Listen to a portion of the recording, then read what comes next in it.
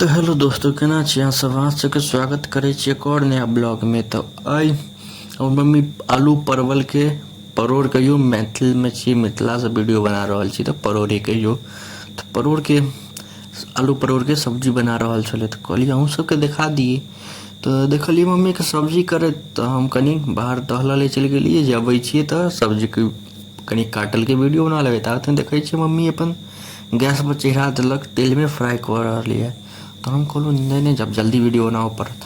तहन एलहुँ तब देखियो परोड़ के पहले एहन काटि लेब। अगर नहीं काटबैत हैत सेहो बता देब हम अहाँके अगला कोनो वीडियो में जरूर।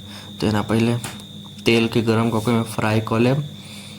देखियो एहिमे तेल के बढ़िया से गरम कऽ लेबै। ओहिके बाद फ्राई करल दऽ देबै परोड़ के धो धा के। ओहिके बाद कनिक ओहिमे हल्दी खसा देबै। ओहिके बाद बढ़िया से भूजि भाजि कऽ परोड़ के फ्राई कऽ लेब। ठीक छै।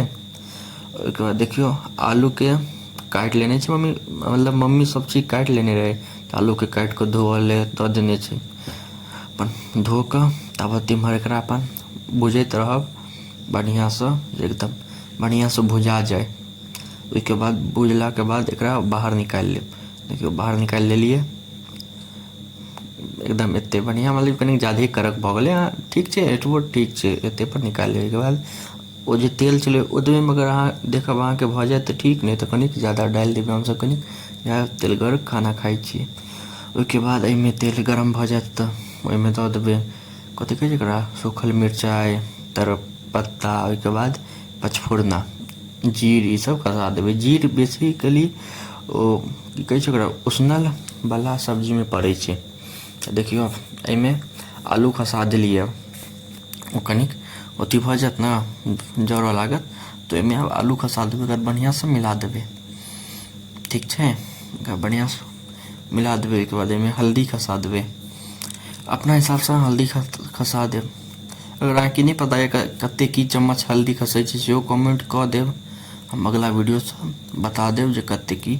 एते में देखिए लेलिए, एते कि 3 आदमी के खाना छै। तो एहिमे एते हल्दी दऽ देलिए। एगो टमाटर काटि कऽ धऽ दियौ। हल्दी मिलेला के बाद कनिक देर के बाद टमाटर काटि कऽ धऽ दियौ। ठीक छै। ओहिके बाद फिर कनिक मिला दियौ। कनिक बढ़िया से मिला देबै, ऊपर नीचा बड़ा बढ़िया से मिला देबै। ओहिके बाद फिर मसाला खसा देबै।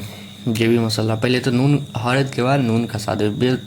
मेन तो छै हरद, ओहिके बाद फिर नून खसा देबै। ओहिके बाद जे अहाँ मसाला सब दै छी सेहो सब खसा सकै छी, कियाकि ककरो ककरो स्पेशल अपन मसाला सब रहै छै, तऽ सेहो सब अहाँ सब खसा सकै छी।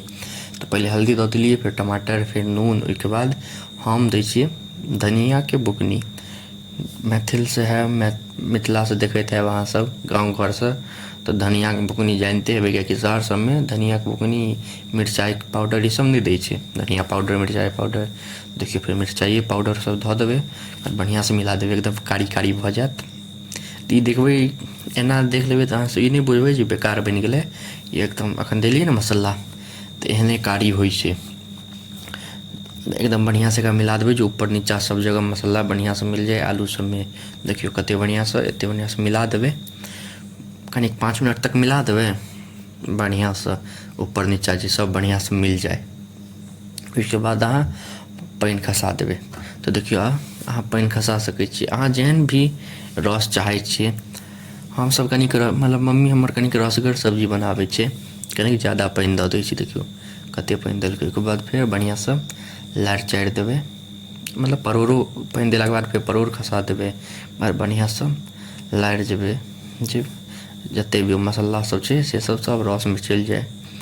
ठीक छै। ओहिके बाद सबके बढ़िया से कनिक मिला देबै, जे सब मसाला सब बढ़िया से पानि में घुलि जाए।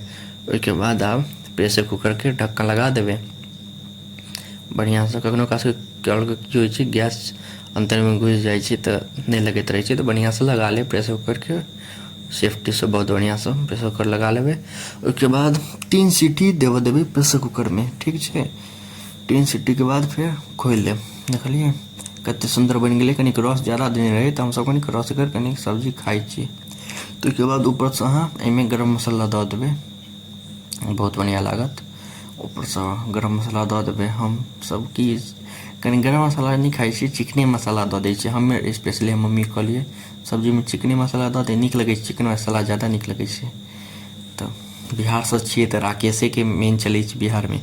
तो देखियो अब कते सुंदर बन गए। तो केहन लागल अहाँ सबके वीडियो जरूर बताएं। एते देर तक देखो के लिए धन्यवाद। निक लागे तो लाइक कमेंट शेयर सब्सक्राइब जरूर करब। धन्यवाद।